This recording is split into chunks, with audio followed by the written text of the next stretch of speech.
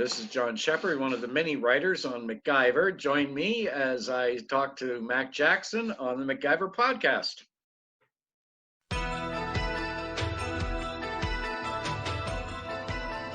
Hi, I'm Richard Dean Anderson. Name's MacGyver. Colonel Jack O'Neill, SG-1. My name is Pratt, Ernest Pratt. I always get a happy, tingly feeling when I see those guys. Name one contract that I failed to execute. MacGyver. Oh, here we go. You're a target. And I don't intend to miss. Over my rotting corpse. I'm sorry, did I say that out loud? Glowing eyes, cliche behavior, evilness, that kind of thing. Is mental illness contagious? You think? You can do anything you want to do if you put your mind. Well, you do have a penchant for pulling brilliant ideas out of your butt. Head. Out of your head when we need them. Oh, the stuff's already here. I just find a different way to use it. I like your attitude. Permission to take a team through the Stargate, sir.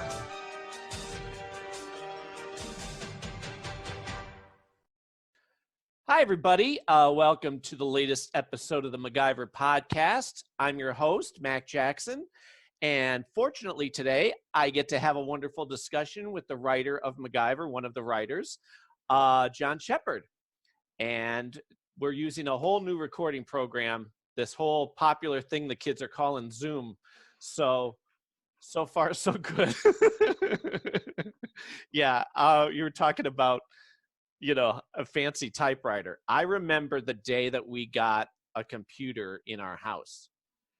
It was well after many people had. Like, we always were 5 steps behind, And I remember in high school, the teacher made me take, I had to take typing, was one of the classes. Oh, we all did. Right. Well, I didn't have a typewriter. I didn't have a computer. I didn't have any of this, because she's like, all right, I'm going to give you an assignment. Just type it on your computer. And I graduated high school in 93. So that's right around the internet, boom, when it started. And I said, I don't have a computer. What do you think? I'm rich? I don't, so she calls my parents. Next thing you know, we had to get an actual electronic typewriter, which, at the time it felt like Star Trek. The future. It's not, this thing has electronics in it. And then, maybe 5 years later, we ended up getting an actual computer. Well, I can go you one better. I was working at a newspaper in Grand Prairie in northern Alberta when the very first word processors came out. And that was only newspapers had them, and you had a computer screen. It was about the size of a couple of bread boxes, maybe, like a giant microwave. Yep. That you would write on, and it was glowing green letters, and they would, and it would come out on your copy would come out on strips of paper that they would then put hot wax on and slap them onto pieces of paper and photograph them and make them into newspapers. It was Wow. And that was considered very high tech in the day. Right? Yeah. Before that, you had to take paper and actually cut it with scissors and Scotch tape it in place. Yep. My sister used to work for like a newspaper for the lake where she lives, Lake Manola. And she thought, oh, sure, it'll give me something to do. Well, she bit off more than she could chew, because I'd walk into her house, and like you said, you had to cut the strips and make sure it was even, and Oh yeah, no, it was a huge production. Just to get out a daily paper, it was crazy. And they locked her into that for like a year. So she's like, I want out. I don't want to do this. I thought I was just going to write something clever and be done. Like, oh no, you're the editor. She's like, oh, darn it. Oh man. So, well, besides everything else, how are you holding up with this whole Corona thing? It's pretty, basically I sit at a computer, for a living mostly. So I live in a pretty isolated community as it is. So, it's pretty much, Saturday for us. Right. Yeah. I was saying for us, up until, well, it'll be next week, I've been still going into the office. I'm one of the 5% that works at UPS that I go in, nobody's around. It's very pleasant. Nobody's on the other side of the wall annoying me. And, that's how it's been. So I haven't, and luckily my wife and I are still working. So she was working from home. Well, her boss is going to make her go back on the 11th. Oh, boy. Yeah. So we still have kids. You're in Pennsylvania, is it? Mm-hmm. Yeah, basically Scranton. Okay. It's Dixon City, which is right next to it. It's, anything until you hit 45 minutes away is considered technically Scranton. But, now I have to do the switch where I'm going to have to work from home, which I don't mind. I mean, as long as I get past the technical, I have to print and scan. Well, now I don't get to do that. I said, you better give me another option because I'm going to be home. And unless you're going to buy me a printer or a scanner, that's not going to happen, but I'm with you. I think we're very fortunate where we're not getting hit like other people. Well, we actually, in fact, my little community has been, we actually hit the national news last week. Where are you? Safest. Oh, yeah. We're at a place called Point Roberts, Washington.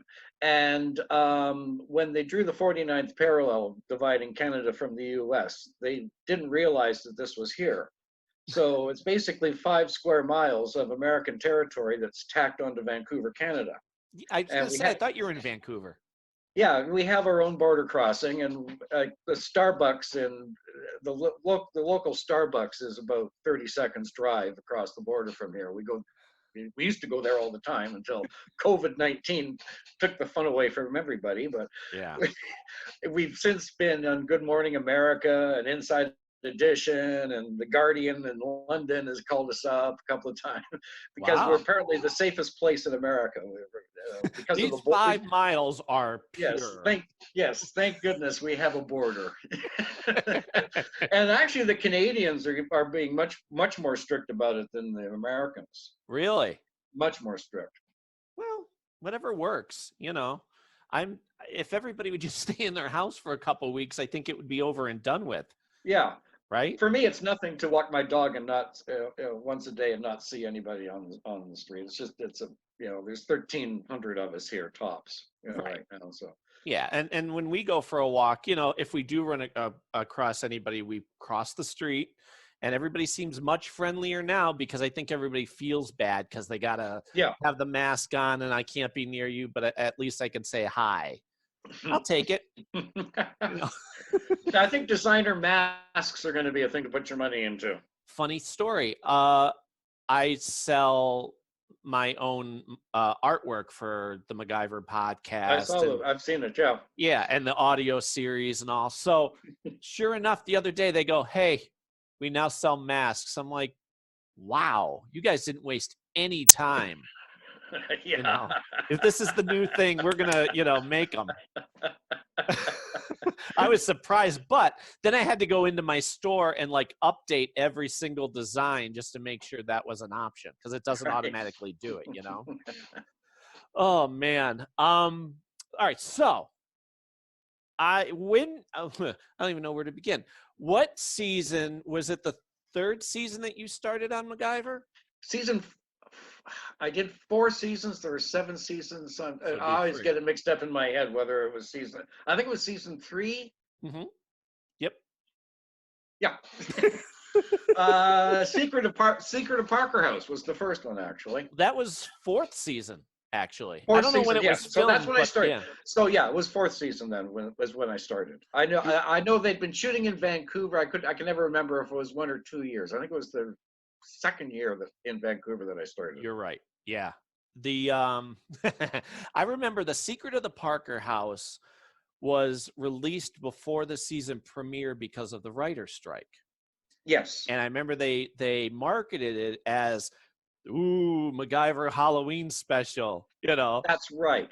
Right? You remember that? I think it was the first time they'd done the whole Halloween thing. That sort of became a bit of a trademark. Which I loved. I loved ensuing it wasn't the one and done. I always wish there was more, like another Christmas episode after Madonna.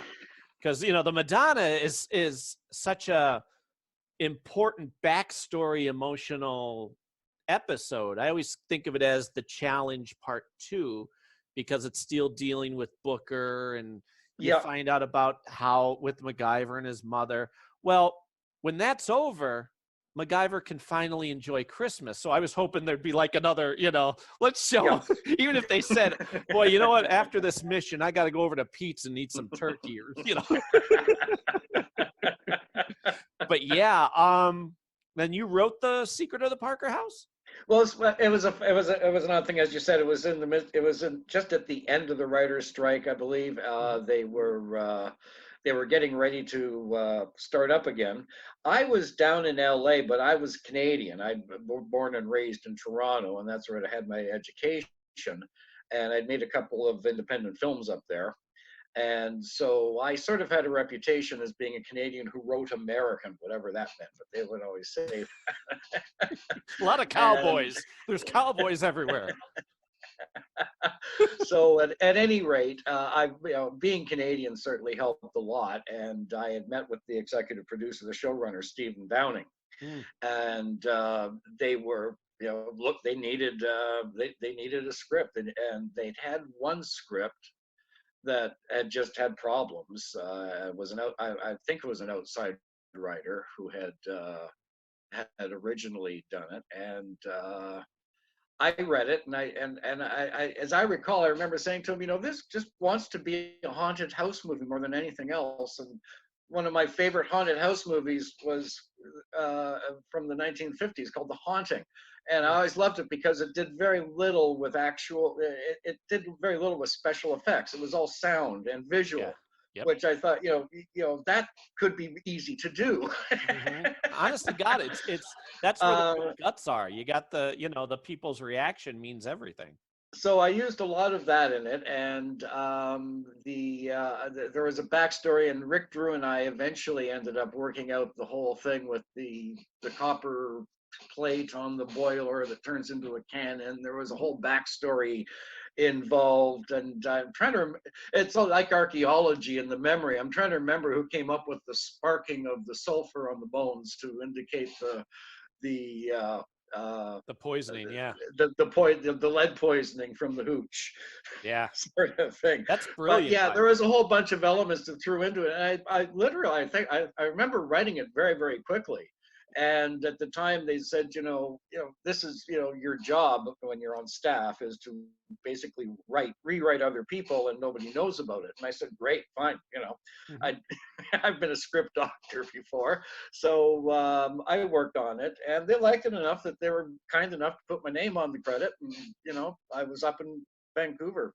That's fantastic. Before I knew it. I'd never worked on a TV series before. So, well, that was going to be my question. By the 4th season, MacGyver is well established. There's no question as to who he is and what he's about. Yes. So you knew that going in, right? Like I knew it. Something I knew of the character, but I had never really followed the show. I looked at 3 or 4 episodes before I went in on my first meeting. They'd sent me some tapes, but I had never really followed the show. I fell in love with it when I watched the tapes. Right. I fell in love with Rick, and what I also liked was the location. I liked the look of BC, right, on television, it was rare at that time. Yeah, well, and I think Rick Drew was saying they picked that because of the options, not because it was cheaper to film there. But you can do a mountain scene, a forest scene, a beach scene. You got everything. Yeah, I was amazed at how they were able to make some of the locations that they did, and they made it look like South Africa. They made it look like Indonesia. They could make, I was always amazed at what the art department could do. Oh yeah, and a lot of the times because I think because they'd cut their teeth making feature movies, and nobody told them that they couldn't do something like that for TV. So they just did the same thing. Let's build a South African village. Okie dokie. Well, and it's funny too, because we were watching, it's obviously a staple in my house to either watch MacGyver or Stargate or whatever, but I'm introducing my kids to their first time seeing a lot of these episodes. Yeah. My daughter is 8 and my son is 11, and they're just at that age where they realize how special this is, not just because of the MacGyverisms and the action, but like you said, Rick is so likable just as a person. So to watch him, even in the quiet moments, it matters, and it's that exciting. And you don't need the explosion to make it an epic episode. All you have to do is have a good conversation. Yeah. And they're at that age where they understand that, and they appreciate it as much as, say, dodging bullets.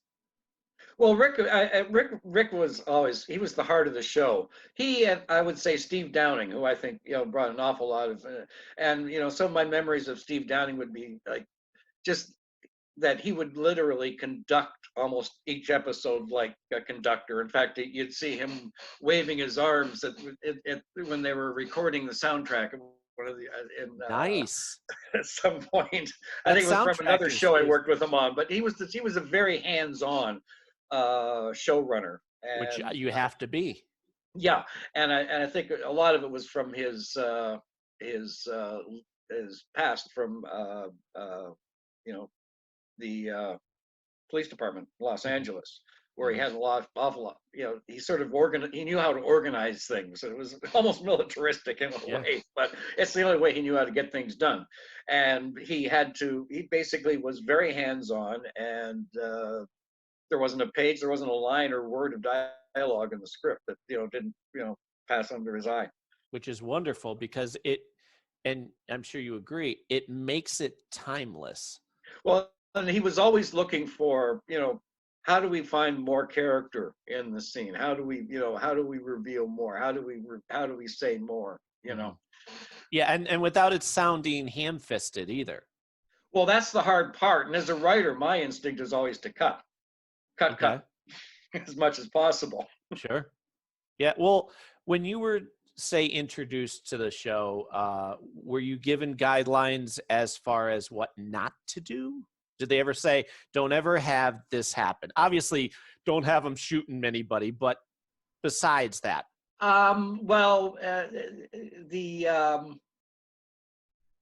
In terms of creativity, no. In terms of the type of stories we would tell, or the setups, not really. But we did, and being part of ABC at the time, I think ABC at the time was the only one that had the standards, what they call the standards and practices division. Mm-hmm. So every episode we would get notes. I think maybe twice per episode, once in the writing and then later on in prep. They would give us standards and practices notes, or they would say, you can't do this, it might be too instructional. You never wanted to have anything that somebody would do at home and get hurt. Right. Yeah, I remember them saying you're always missing a piece. Yeah, and it was always important with the MacGyverisms, anything that was explosive, and so sometimes you felt that they were going a little too far. Sure. Well, I show MacGyver taking the cup off the coffee cup. That could be dangerous. Don't go to McDonald's, MacGyver. You'll get sued. But it's funny too, because I remember the fourth season. Well, all right, it was the one right after the Parker House with him, Blood Brothers. Yes. And the big hoopla over that, because they didn't want him to say a specific gun or a specific, like he couldn't say automatic. Mm-hmm. There was that, as I understand, and I believe they also had to make a program. They had to really soften the anti-gun statement on that episode a little bit at the end. Right. Well, it's just funny too, because it's really not. You don't feel like they got bullied or anything. They kind of held their ground more than you would think. They did. They managed to couch it as well as possible, and Rick did what he always did. He was able to Rick could do more with a look than he could with an entire paragraph of dialogue. and people would forget that sometimes, and a lot of the times it was he would be the one that would take an entire script of dialogue and say, what easier if he just says this.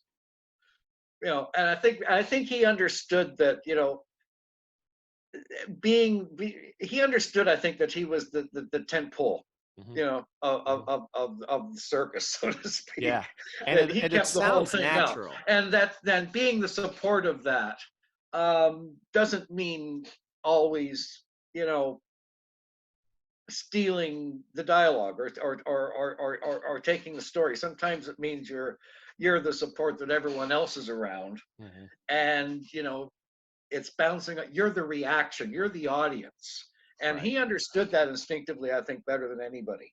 Yeah. Well, I'll tell you, a credit to you and him and anybody who is writing the episodes. You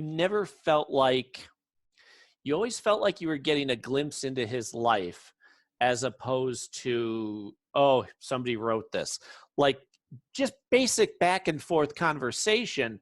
I Yeah, he was. remember like I'd watch it and I'd go, well, I would say this. And he would say it and I'd go, see, that's natural conversation. Yeah, well, that's called acting, as they say. As they say, if you can't be sincere, fake it. Right, right. Well, the one with But no, and he absolutely had a presence. I remember somebody, I was seeing a documentary about Good, the Bad, and the Ugly, where they're talking about Clint Eastwood and what made him so effective. And it was sort of the same thing that Rick had. They said, you know, he doesn't say a lot, but when he says something, it has real impact. yeah, yeah. And like you said, just the look, you know, he's so entertaining just to watch him. Somebody else could be saying something, but your eyes are still on him because he's so entertaining with, you know, just a glance or a turn of Yeah. the. Yeah, and it wasn't as casual as a lot of people think. He really did work at it. Yeah. There was a whole philosophy, acting philosophy that he once described to me. Quite fascinating, actually. I think it was called negation or something like that. Really? Where it's basically the idea is that you throw out your first idea, then your second idea, and your third idea, because the next ones are going to go deeper and have more effect. Huh. We saw him in October, and my wife had pointed out an episode, and she said, you know, and this was, I think, a Stargate episode, but he reaches out, and they're not focusing on it. It wasn't written, but you watch his hand just move subtly, like he wants to reach out and grab Carter's hand, but he doesn't. And if you're not paying attention, you'll miss it.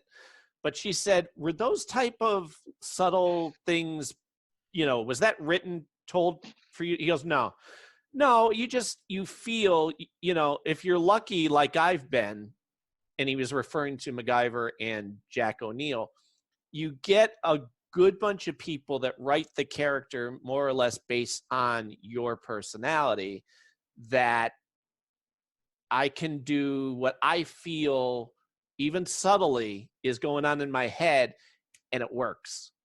Yeah, and when you do it a while, you know, we learn to live with his voice. We could end up doing his voice on paper, you know, Yeah. because you know, actors have a certain delivery. It was the same with Dana and Bruce and all the others. Mm-hmm. Well, in particular, let's move on to one that you're crucial in with Murdoch. You've written, I mean, Rick Drew was saddled with me on every one of those episodes. he threw a saddle? No, he was saddled with me. Oh, saddled.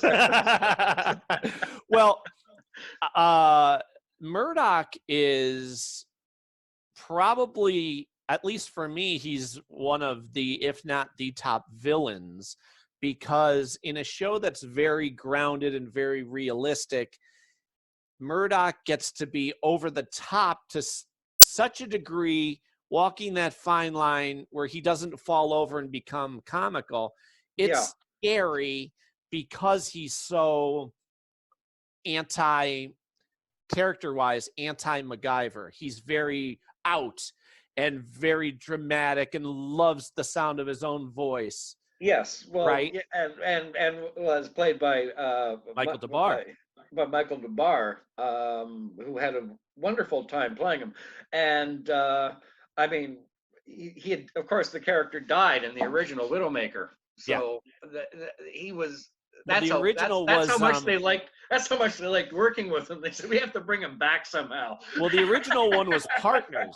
I don't think you were part of Partners, but he shows up. Oh in no, Partners Partners. first. That's right, Partners. And then, thank God, they brought him back. And the other thing, and you can tell me more of this, was that's right. And Partners is when he got his face scarred. Yes. Yep. And then he fell off the Widowmaker, and at that point, I think that's when we said, okay, fine, we'll just bring him back. Yeah, you're like, I don't know how he's able to survive. I think everyone wanted to go for. I think everyone wanted to go for dinner with Michael at one point, or whatever, at least once per season. So. And I'll tell you, that's the thing I was going to say was he's never overplayed. It would be tempting to have him always be like the season finale villain, or, you know, bring him back multiple times a season. But you guys were very smart to have it be once a season, but you never knew when. We tried to keep it, well, yeah, we tried. The idea with MacGyver, and they don't really make series like this anymore for whatever reason, but MacGyver was basically 1 hour movies. Yes, every week absolutely. we made a 1 hour movie. That's getting rarer now. Yes. They'll make 10-hour movies and break them up into 10 chapters. I'm But with you. a 1 hour movie, so it would have a completely contained story, even if they did bring in another recurring character like, you know, Murdoch or Bruce. It would still be its own little movie, and often, you know, it would take on the visual flavor and context of whatever movie it was supposed to be like. So, you know, the Cleo Rocks was supposed to be very much in the vein of, say, Phantom of the Opera. Phantom of Paradise was another one of our reference touchstones on that. And then something, say, for instance, like Blood Brothers would have even more of a street documentary feel to it, almost, you know. Right. So each episode had its own self-contained universe. Was that which came first, the feeling of what the theme was, or was it an afterthought after you wrote it? It was probably more a part of the production, the directors and the production team taking the feel of the script. It's like, this feels like an inner city script. This feels like a musical. This feels like a, you know, Sure. We would tell them sometimes, you know, take a look at such and such a movie, take a look at, you know, whatever. Because you know, a lot of the times this was, you know, we would have episodes that were based on, you know, some movies that were popular that week, you know. Silence of the Lambs is hot. Can we do that? Well, you know, it's funny too, because I've said that there are a couple episodes. There's The Outsiders, which feels like a combination of Harrison Ford movie and also Baby Jessica falling down the well. Yeah. I'm like, well, there you go. That's where that came from. What would MacGyver do in that situation? Absolutely. I was particularly proud of that one because I came up with the barrels. Did you? Yes, I think that was my particular contribution. Was we just take the barrels and do them like a centipede. That's brilliant, actually. Maybe they can make barrels. They're Amish. Yeah, and they'd be around anyway, I'm sure. Yeah. I'm telling you, it never felt forced. It never felt like, boy, if only we had, oh, there it is. It always was, like you said, the Amish would have wooden barrels. But, you know, just as an interesting, that gag, that whole thing, and again, it was a testament to Stephen Downing. As I recall, originally it wasn't nearly as complicated. They basically they were able to get the kids out, and there was a bit of, you know, tension or whatever. MacGyverized a crane of some sort, right? And it was Steve Downing who said, you know what, it's just not enough. And so he will heighten the danger. They can't bring the crane in; it's too soft. It's going to crush. So the kids, it was all going to collapse. Cave in, and he was a master at doing that, and forced us to come up with things like the barrels. You know, okay, now we just dig the barrels and we turn them into a tunnel. So because we have to get in through the side, and it'd make us go to the experts to find stuff out like that. Yeah. So Yeah. that's how stuff like that would happen. I'll never, because I remember the great bit was the old woman saying, "Oh, he's strong, he can do it." It was a great, dramatic moment, and that really that was Steve Downing. That was one of his proud moments. I remember in the editing room. It's like, we need a music punch on that. It's true too, because at that point, that guy was shunned. Yeah. So it gave him his redemption to come back. Yeah. I mean, that, Yeah, and Steve Downing understood that sort of storytelling. And again, that's why the story, I think the series was as powerful and why it played as well as it did. Yeah. And why it was as strong. It was never a one-trick pony. It was never, let's watch the episode and wait for him to do his MacGyver thing and then we can turn it off. No, it had to be compelling and I've said this to, I believe, Rick Drew when he was on, and so it applies to you as well. It's important that you understand how much even the quiet, subtle moments have meant the world to the universe and the character. Like, just to have MacGyver say for the Secret of the Parker House, you are giving us those beats where he's just in the car with Penny Parker, and their conversation gives so much more to the character than the big explosion later on. Yeah. I think that was the last time they used the narration too, the voiceover. I remember thinking, I love the voiceover, and they said, yeah, it's the last episode we're going to do it. Yeah. I think because Rick was saying it wasn't necessary anymore. No, it wasn't. No. And it's true, because I remember originally watching it and then finding out later, oh, you know what? I never noticed that they stopped doing that because you didn't need it. No. It was like the cold opening. They stopped doing that as well because they ended up becoming more expensive than the episodes. Oh yeah, because they would have to travel wherever, during that first season just to do a 5-minute opening gambit. And then lifting horses on helicopters is a lot more difficult than you think. It really is. Yeah. Well, also all kinds of paperwork. with the episodes like that you have Secret of the Parker House and the Murdoch episodes, you developed more of Penny Parker and Murdoch than others would have. Like with Murdoch, he falls in love with Penny Parker. Yeah, that was fun. It was, again, that was our Phantom of the Opera. I thought why that came from Rick Drew, because he and his wife had just come back from New York and they'd seen Phantom of the Opera on stage, and he loved the play. And we also, as it turns out, we were shooting this thing in a beautiful old theater in downtown Vancouver. Yeah. So it just was lots of fun, and it just. We a lot of it we kind of made up as we were walking around the theater. Well, each time Murdoch would show up, you didn't just get the twirling mustache bad guy. You got to feel sympathetic towards him. Like, he's never going to get the girl. He's a nut job. No.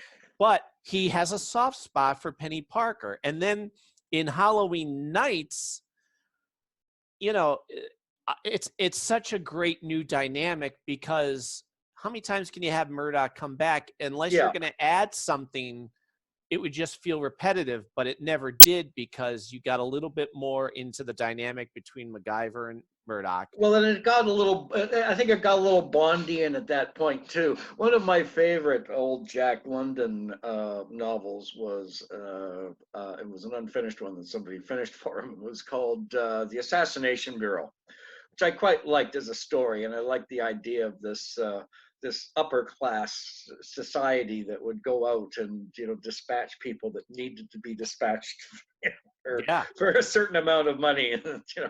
Well, all the conspiracies you heard are true. Too. Like we got more backstory on how does Murdoch get his contracts. Well, Homicide International Trust. That's how. That's my version of the Assassination Bureau. Yes, it's brilliant. I love it, because not only does he have to come with his hat in hand asking MacGyver for help, You find out he had a sister, and because of Michael DeBar, he hates snakes. He's afraid of snakes. Michael DeBar, when we met him, he told me, oh, yeah, that was because we were supposed to do the scene where he puts the kerosene on our pants and we walk through snakes. And he went, you know what? I can't do that. Yeah, he couldn't do it. He had to walk on his shoulders, yes. I love that. That gave so much depth to this, potentially one-note character. It's very complex now, getting into the psyche of who he is. Yeah. Well, and again, Michael, again, one of those actors I think that doesn't get as much credit as he should for being a good actor. A lot of times he's seen as a personality, but he's the guy, he really does. And he started out as a rock star, and is always going to sort of have that bon vivant character about him. But I've seen him play Frenchmen. I've seen him play, as I say, I've seen him play the character in Cleo Rocks, where he very convincingly in the wheelchair. Yep. And my kids didn't know that was him. By the way, he takes it. Yeah, he takes it seriously. He really does. And it shows. It comes out in the performance. That's why he is such a strong character. And I loved writing for him. Right? I loved writing for him. He was just like a dream to write for. And he tricked the kids. I remember watching that Cleo Rocks episode the first time and thinking, I'm pretty sure that's Michael DeBar, but I know they reuse actors, but they're not going to reuse Murdoch. They can't have him be somebody other than, oh, it is Murdoch. Oh, holy crap. Yeah. Well, my kids last year, when I showed it to them originally, were shocked when he peels that off. Yeah, that was a very tricky makeup effect too. I know, it's amazing because you have to have makeup. You're basically under three the layers of makeup working there. Yeah. Yeah, that's amazing. That still holds up. That never feels dated at all. Yes, and then he falls into the flaming pit, which we thought we'd jump the shark at that point, but we found bigger sharks eventually. Now, did you do Strictly Business as well? Yes. Okay. Again, we're going through all those episodes. You raise the level each time too, because that was basic. The gimmick on that was that I had this idea that MacGyver has amnesia, and I had no idea that I think way back in season 1 or 2 they'd already done this. DOA MacGyver was something like that. So, but they were kind enough not to tell me because my idea was I wanted to have MacGyver with amnesia, and have MacGyver and Murdoch switch roles. Mm-hmm. So that Murdoch is pretending to be MacGyver, and MacGyver thinks he's Murdoch. Yeah. That was the initial concept. And I love the idea of Murdoch playing MacGyver and MacGyver. But I mean, even just like there's a line that Murdoch says, if only I had some duct tape, I'd be able to fix it. Yes. Like, oh, I see what you're doing there. That's cute. But I mean, even just the setup. He comes home from a mission and there's Murdoch in his house. Yes. And basically traps him in the chair. Yes. But you get that great dialogue where it's like a song the way Michael delivers the, no, it's just strictly business. I just have to kill you. We have to make this even. Yes. With that dinner scene, which again, like I said, I think the art department just didn't know how to do things small. It was always huge. Always big. It plays well for Murdoch too, because he's not going to do anything small anyway. No.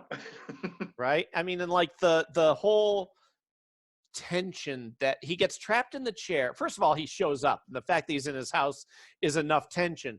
But then he traps him in the chair, and he's putting the poison on the dart, and he turns on the camera, and just that is such a brilliant scene. The way it's written is just so telling, and it doesn't feel rushed at all. Well, I give it all kudos to him and the director because that's pacing, and that's pacing, and that's playing the moment, and the smart idea of him getting out of town, him getting out of town to protect Pete.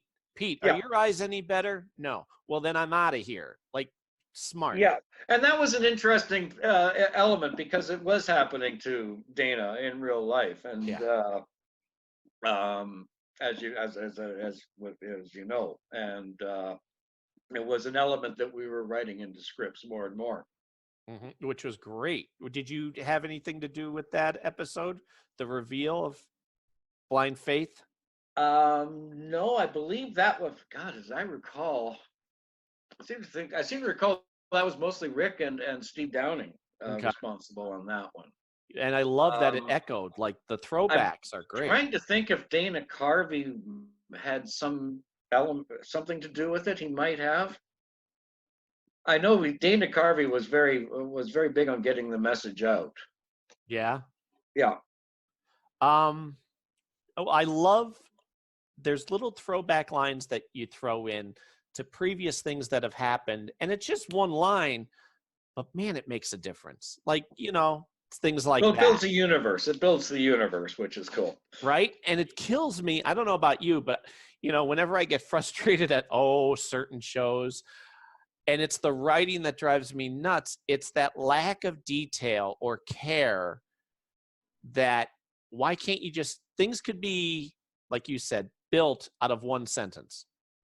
Yeah. Just refer back to something. It's a natural conversation. Of course, you're going to mention something that happened 3 years ago. Well, it's also part and parcel of having a writing staff that's around for that long. You get less and less of that as well. The format of the show, generally a lot of the scripts were from outside writers, and then, you know, we on staff would end up, you know, busting chops for a week. You take this act, I'll take this act. You know, this scene needs work or something or whatever. You'd end up rewriting almost every word, and there's absolutely that's nothing against the outside writer. It's just that, you know, they're not living the series every day for, you know, exactly years. So they don't know how characters talk. They don't know what's happened beforehand. You have to tie it together. And somebody thinks it's a great idea for MacGyver to break into, you know, to quote Shakespeare, and, you know, you're saying no, MacGyver would never quote Shakespeare. Well, then the next Murdoch episode is Obsessed, which is amazing because it, again, a completely new dynamic where after the last time you find out that Murdoch has been basically toying with him, making phone calls, you know, kind of torturing him a bit and making MacGyver obsessed, which is realistic because here's a guy who just doesn't die. Yeah. So of course you're going to be a little nutsy about it. And it gave a new dynamic to MacGyver. The writing into where Pete was being under scrutiny because of his eyesight, brilliant. That was smart because he's like, MacGyver, you don't understand. You're acting goofy. It's reflecting on me. They want me out of here, and I still have to prove myself. Yeah. That's brilliant. I love that. And I believe that was Steve Downing. It was a weird what was different about that episode, what really sticks out in my mind was that's when we moved to Los Angeles. That 7th season, he moved back to Los Angeles. That 7th season was when we moved back to Los Angeles. And I had actually never left Los Angeles. I'd always I'd gone from, you know, spending basically spring and summer up in Vancouver, making a series to, you know, commuting from Marina Del Rey to Paramount every day. That was wow. And working in the studio was a different animal. And what got me the most, I found, was it was much more limiting than Vancouver. You didn't have the variety of locations to work with. Right. Everything in Los Angeles is hard to get, is hard to book, and it's expensive, or it's hard to find a place that hasn't got, you know, traffic or overtaken by homeless or you know, even back then.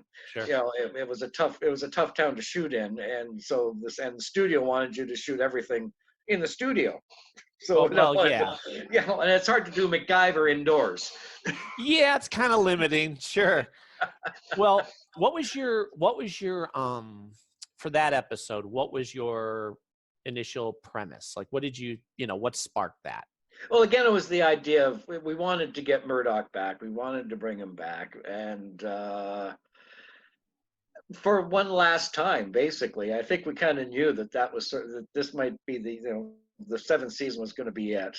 There had been no official word, but it was sort of just felt like they weren't going to get another season out of it. They were already talking movies at the time. Sure. So I wanted to bring him back, and I wanted to get the idea of again questioning MacGyver was always Mr. Right, and what happens if people think that maybe he has crack, maybe he's not right for once. It just, like you said, it showed a weakness in the character that I thought was interesting, and I wanted to keep that up, Sure. and keep it in the audience's mind as well. Is it going to be Murdoch? Is it going to be Right? Because I'm telling you, you watch it, and you don't know if he's just seeing images in his head, or if it's true. Because when he's at the press conference and Murdoch shoots the dart from the camera, he goes back to get the dart and it's not there. Ooh, what if? It wouldn't make sense if he felt that way with any other villain. It would have to be Murdoch. There's I think there. And I believe it just had a great. I think there was, if you remember, there was a Clint Eastwood Secret Service movie about John Malkovich going to assassinate the president. In the line and it of sort duty, of had the same dynamic where nobody believed Clint, and yeah.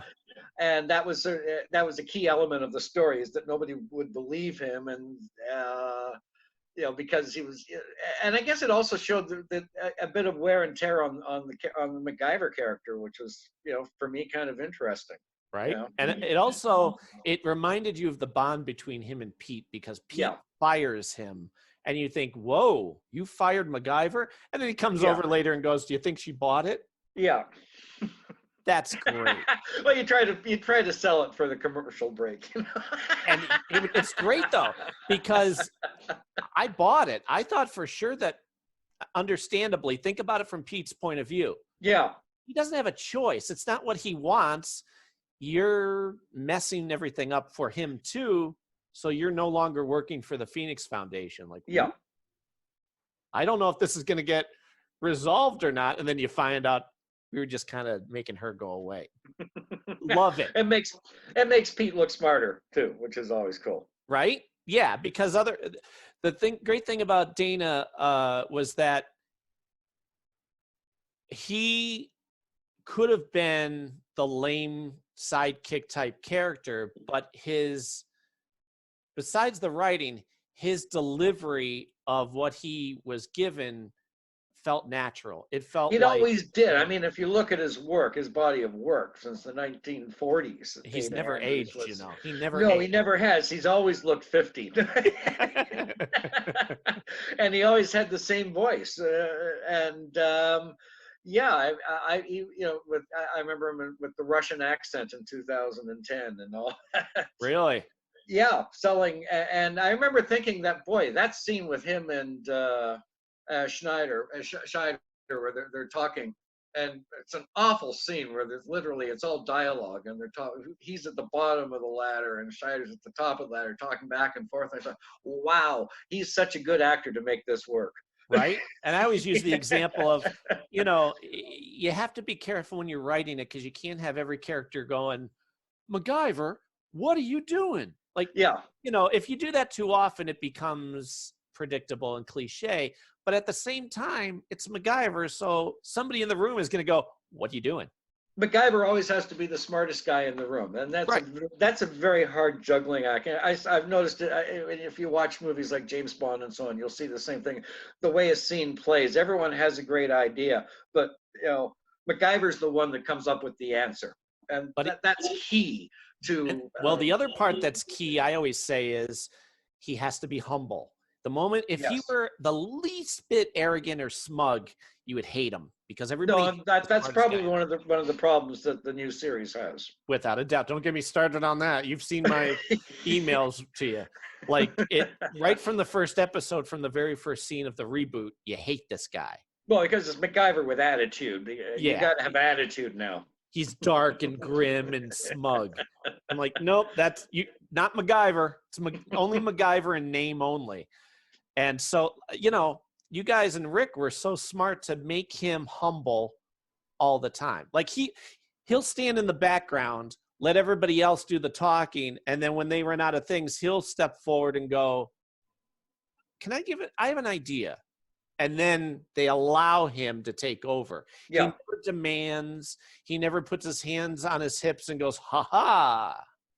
Yeah, no, as an actor, and he was very smart that way. And he could also recognize, I remember a few times when he would say, you know, he would do some business on the camera, and I'd say, gee, what gave you that idea? And he said, well, I could tell there was an awful lot of pipe. Everyone else is laying a lot of pipe. You're going to have to cut back to me a lot in order to get it all in. So it gives you something to cut to. And it's true. You got to stay, you know. No, that's a strong instinct. Yeah. And know when to talk and know when to listen. That makes all, I don't think, not even referring to this, whatever this is that's currently calling itself MacGyver, but most movies and most shows don't know enough to do that. They don't, there's a balance there that nobody seems to be following.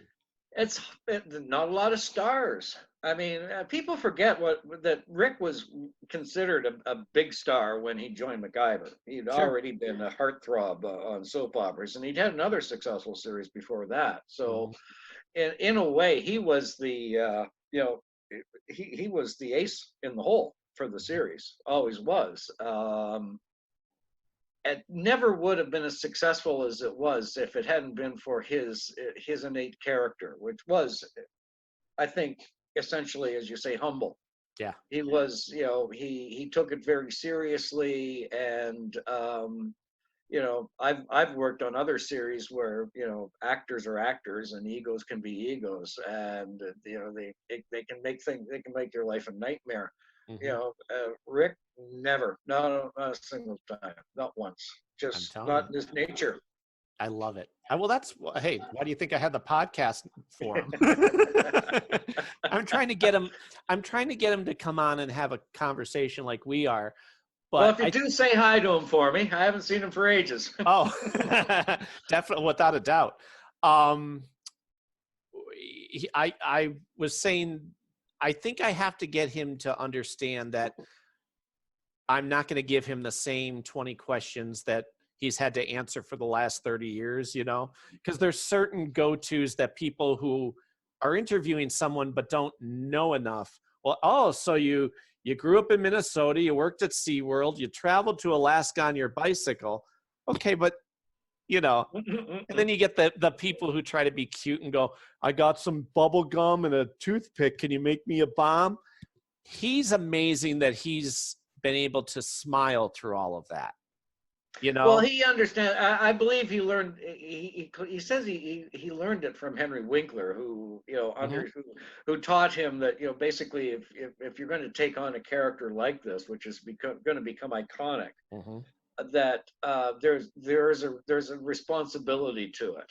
And Henry did that with the Fonz and Rick. For instance, I know Rick would never play the MacGyver character outside of the show, except for the Wish Foundation kids or the Starlight Foundation kids that would request to meet MacGyver.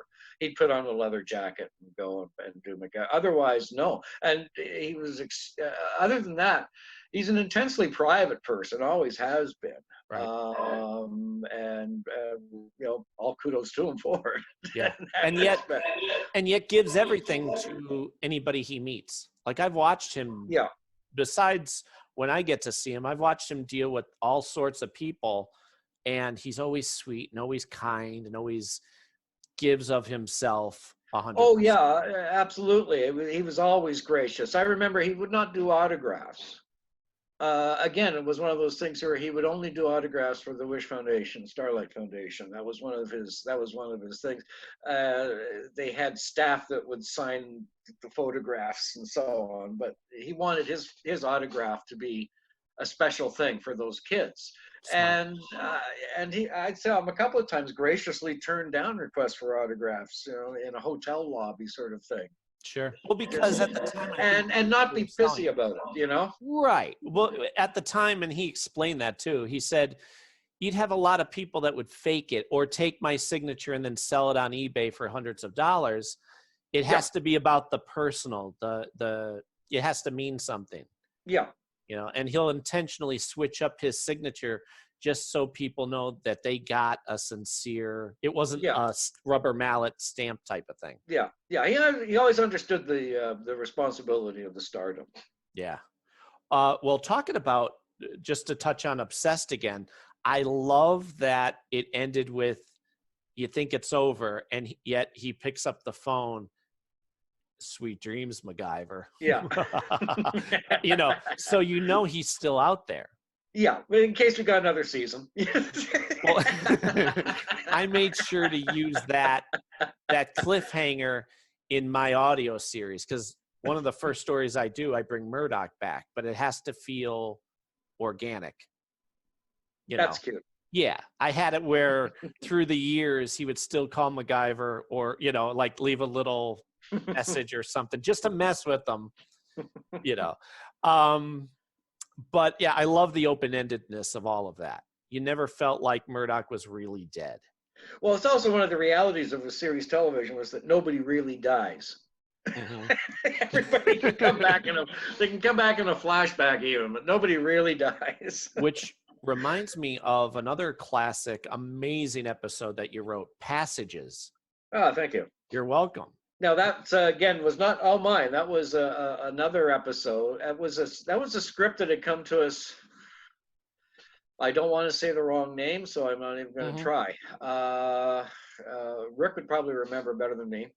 And the reason Rick would remember is that the original story had, for some reason, I think MacGyver was shot. We couldn't figure out why. I don't remember why at any rate, but he was shot and hanging in he ended up in the woods in this half-life sort of thing. And he meets up with his boyhood friend who died in the gun episode. Blood Brothers. Blood Brothers. And he meets up with him, and who's still the same age. And I said, well, that's going to be tough because it's been a few years since he's this tough. Yeah. So I guess you grow old in the afterlife, but there wasn't real, as affecting as Blood Brothers was, probably one of the most affecting episodes they ever did.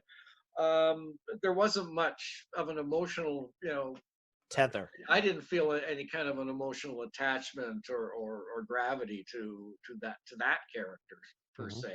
Agreed. It didn't say much other than he was wandering MacGyver around and they both had gunshots in them sort of thing. It was a very strange episode. So at the time, I had been doing some research on Egyptian artifacts for the Eye of Osiris episode. Which came later. And you're brilliant to tie the two in. It's the bad guy from before.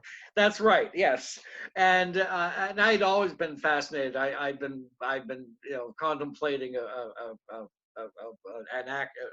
action movie about the first break-in into the Great Pyramid. The world's first crime caper. Sure. Idea. So I had come up with the idea of the lifeboat and the Ka and all that, and the Egyptian artifacts. And it was the boat to the afterlife. And I thought, okay, well, we're in Vancouver, and we're like the ferry docks are literally just down the road. We can probably go shoot there. Shoot on a ferry. I always think of these things of, oh, this will be easy. It turned out to be one of the more complex episodes. And it was, I think what really kicked it off was I said, we'd had some episodes with Grandpa Harry, and I said, you know what? Let's just kill off Grandpa Harry. He's old enough. You're John right. Anderson's a wonderful actor. Love him. And we can bring him back later if Which we you did. want. But and I said of all the characters, he's the one that if you're going to do it to him, because MacGyver's got a real emotional connection to him, and Right. that's going to really make him plumb some feelings. And that led to the whole thing about, he didn't get a chance to say goodbye to his grandfather, and at the same time, he didn't get a chance to say goodbye to his mother or his dad. Yeah. So that all connected. And it was later when of course, Steve Downing had worked on Adam 12 for years, and was able to bring in Martin Milner as his father, which was a great cameo. Honestly, it's one of those. If you had to show only 5 episodes to somebody to explain the guts of the character, that is such a perfect episode, because not only does it dive deeper into each character, like you said, it gives you closure on so many levels. Yeah, I was able to do some closure on I wanted to get into the backstory, what happened to his parents and so on, because it was one of those things that had always been hinted at, but never really dealt with. Right.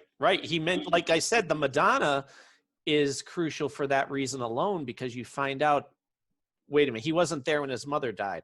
Well, they mention it in the episode with Jenny, where the girl Holly Fields is the girl who's a prostitute, and they start to talk about, I wasn't there when my mother died, and I found out after. Well, this really gets into it, and he actually gets to talk to her, and he's crying, and at the same time he doesn't want his grandfather to let go and die. Then he comes to peace with it, that when he goes, "Bud, it's my time, like I gotta, it's okay." And to have him go,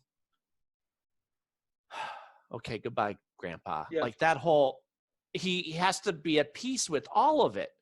It was an incredibly complex episode, because of the instead of going to the ferries down the road, they ended up taking planes and flying to Vancouver Island, where they shot on this beautiful antique ferry that was in dry dock there, in dock there, and they turned a marine museum there into the museum for the opening, and staged a massive stunt where he falls onto the car and all that. And all that was far more complicated than anything that was written. So they just pumped the level up. And it felt like a realistic. It ended up being one of the most complex, expensive episodes. And I really didn't want it to be that way. But I'll tell you, even the stunt, like him having the fight, everybody was always smart to make sure MacGyver wasn't an expert martial artist. He had, he was an average fighter who had to think and be smarter in the moment to win a fight. He's not doing any of this, complex. And Rick used an awful lot of his mime and juggling talent in that. That you don't recognize, because it is like stunt fighting like that is like dancing. The fact that he gets hit in the face and then thrown over the edge, that's realistic. He knew how to play that too. He could play that so well. I was always surprised. As a writer, I'm usually surprised when actors make my words sound real. It's like I'm always impressed by that. Or making me like, oh, that looked like it hurt. I'm the ultimate audience. So well, the other level of that episode is, you kind of understand where he goes, I fell 3 stories off a ledge. I'm pretty sure I'm dead. And Grandpa Harry says, "No, you're not. And you have a choice to make." And you kind of see where he could just give up, and he's with his parents. He's with his grandfather. What is making him go back? Oh, if he doesn't go back, Pete dies. Well, there is always a question, is this a fantasy? Is this a coma? Or is he in the afterlife? That was always the discussion they'd have at the writing table. And in my mind, it really didn't matter so much. the two of them would be equal. Right. One, his view of the afterlife could be colored by his last images, or what's happening in the coma would be the same thing. Established too when he shows up and he's talking to Grandpa Harry, he's getting. I think Grandpa Harry says something like, "This is what it looks like to you at the moment." Yes. It kind of addresses, which is great because again, one line that says so much, and then you never have to address it again. Yes. Yeah, and there was the elements of again, was the coin that he uses for the binoculars, and so it was the exterior world breaking into the, and again, it's what you're right, it's what you see. It was a great line. Another writer used it in another series years later, where is that what you see when they're in a bowling alley? I love that line. Yeah.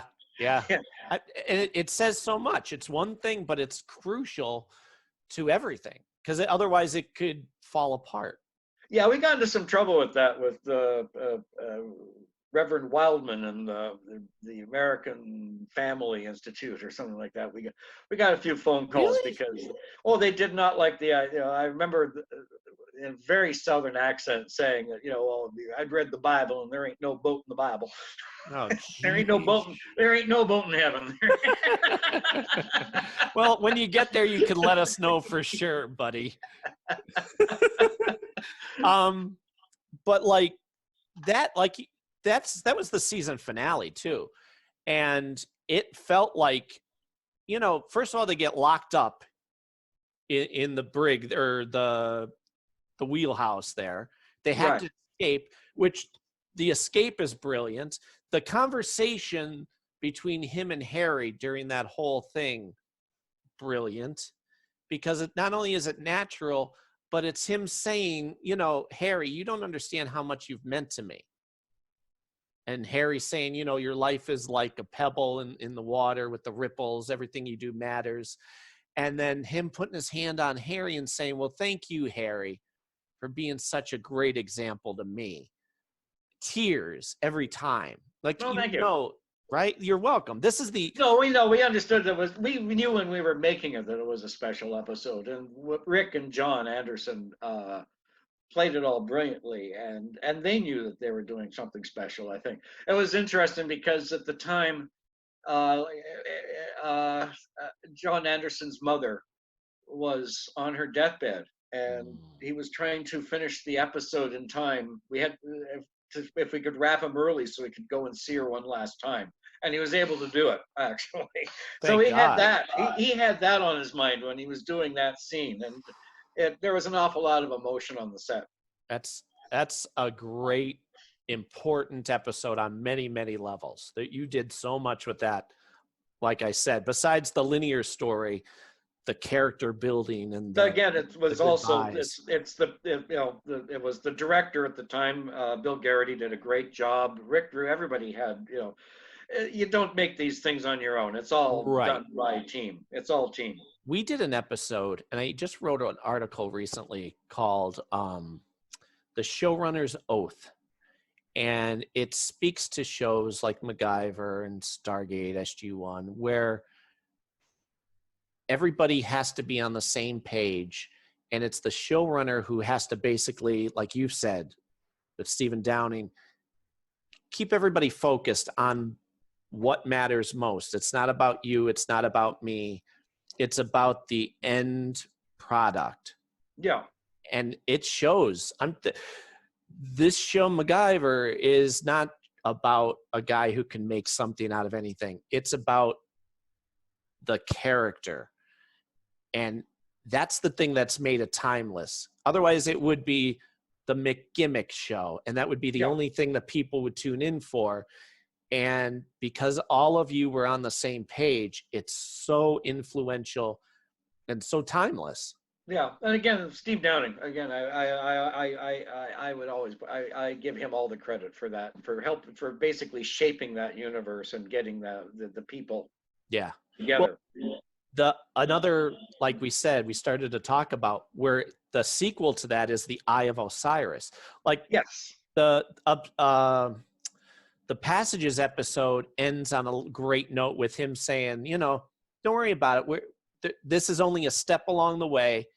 The after, heaven, we'll get there, but very optimistic, and it's something my grandpa taught me. Yeah. And it's great, and it's a great note to end on for the season. And then the next season, you have the Eye of Osiris, where you go, there's two villains. One guy comes back. That's right. And then the brother of the guy from Legend of the Holy Rose. Yes, because they got away with it in Die Hard, so why not? Right.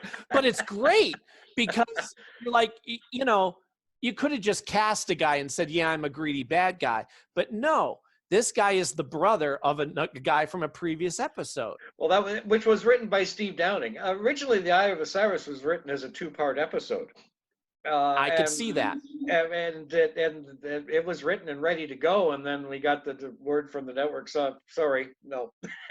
Wow. And yet, what was fascinating was I couldn't understand their decision because they'd already built everything. Mm-hmm. I mean, and like the size of the sets that they built for that, the Alexander's tomb and so on, was just. I remember Entertainment Tonight. I couldn't believe they were doing it for like a 1-hour episode. It was like, come on, guys. Well, Entertainment Tonight came in and did an interview with everybody, as I recall, talking about, and Rick even says, look at this set. Yeah, that was incredible. And again, like I said, it was that art department that had been so used to doing movies. Yeah. And when we watched that one recently, my wife said, wow, that was only 45 minutes. That felt like a 2-hour movie, not in time, but as far as excitement and, every moment meant something. Yeah, there's an awful lot of stuff crammed in into 1 hour. I had to do a lot of editing. and it went from one danger to the next. Like, okay, you just got out of, it was very Indiana Jones in that way. It actually probably helped the story a lot in terms of, it did move the action up.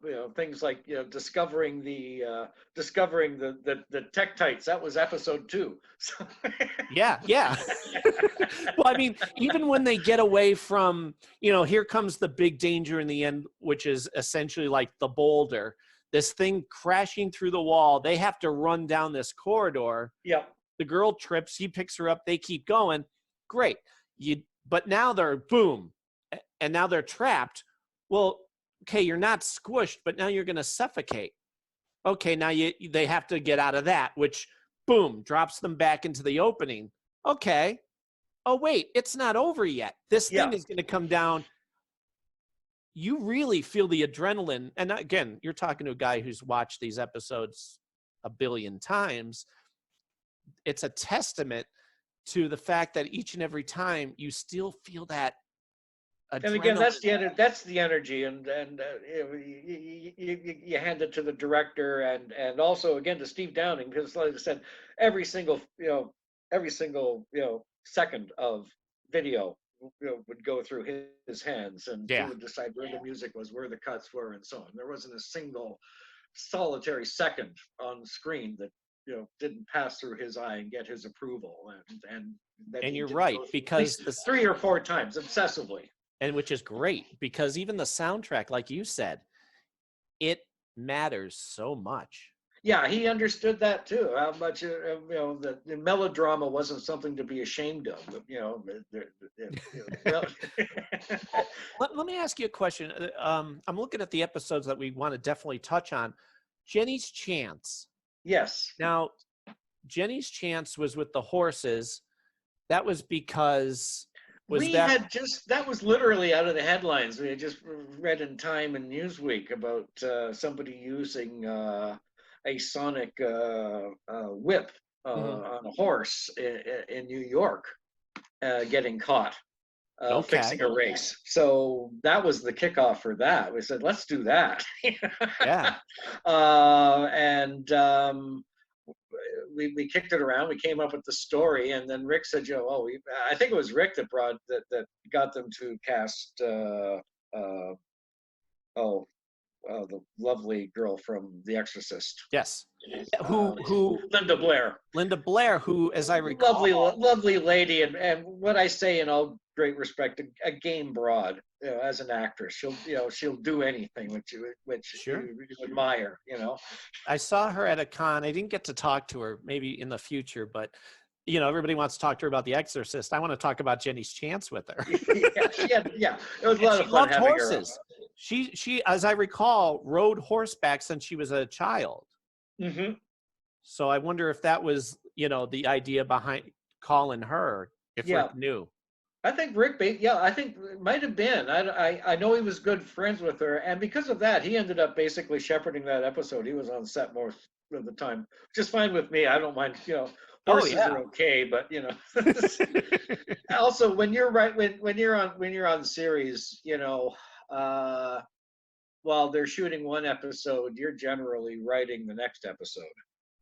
Sure. Or the next to next, and there's a chain going on. So by the time they're shooting, if you're on set on an episode that they're shooting, it's usually because there's trouble.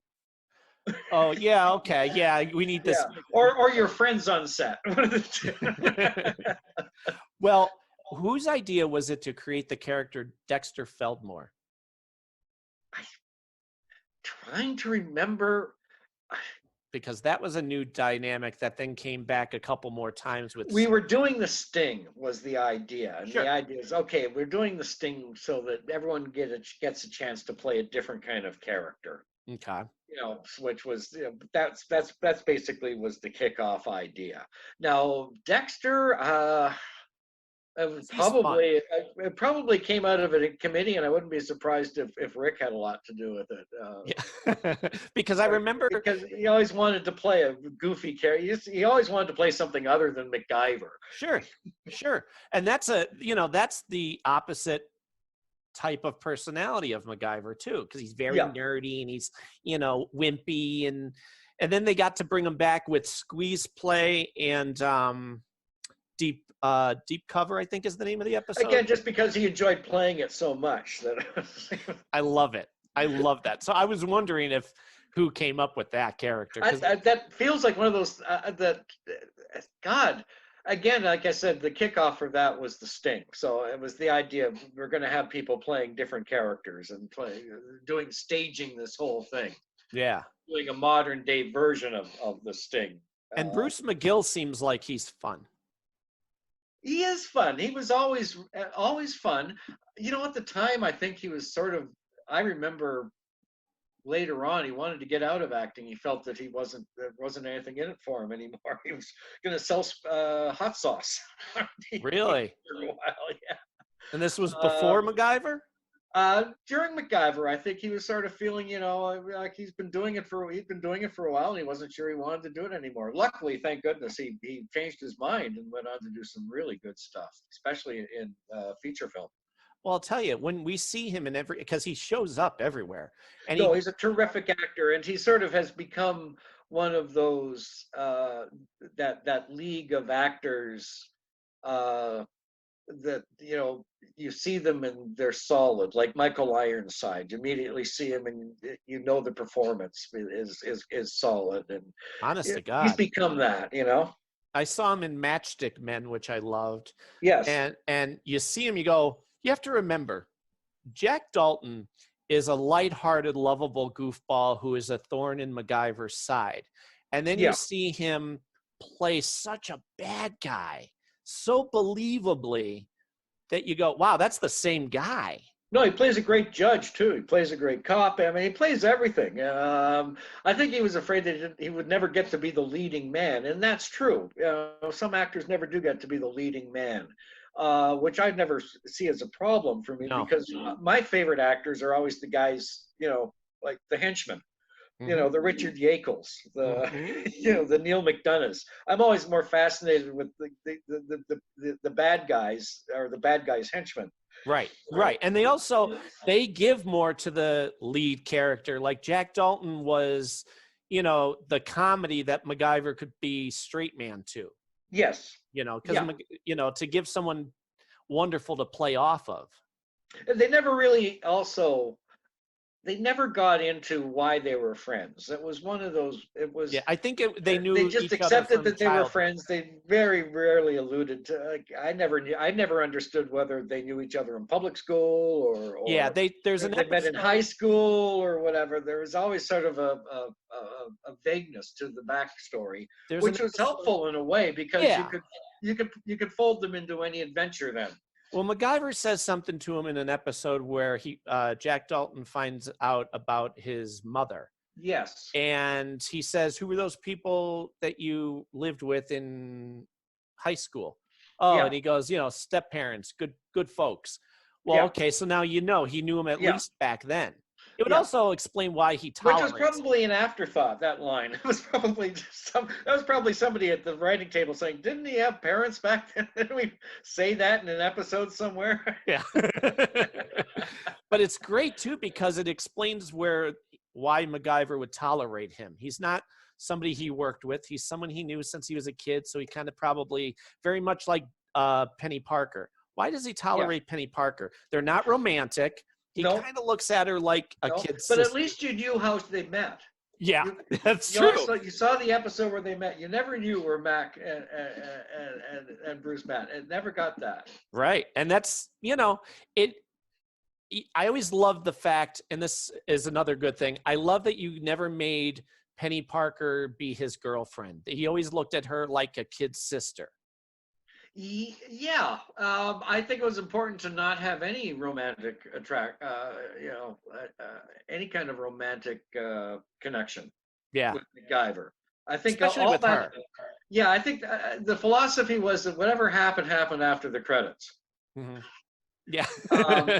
MacGyver probably went to bed with that week's guest star, but it was after the credits. Yeah, maybe. But again, Maybe. that's You not never what the know. show was What ever happens about, after the credits stays after the credits.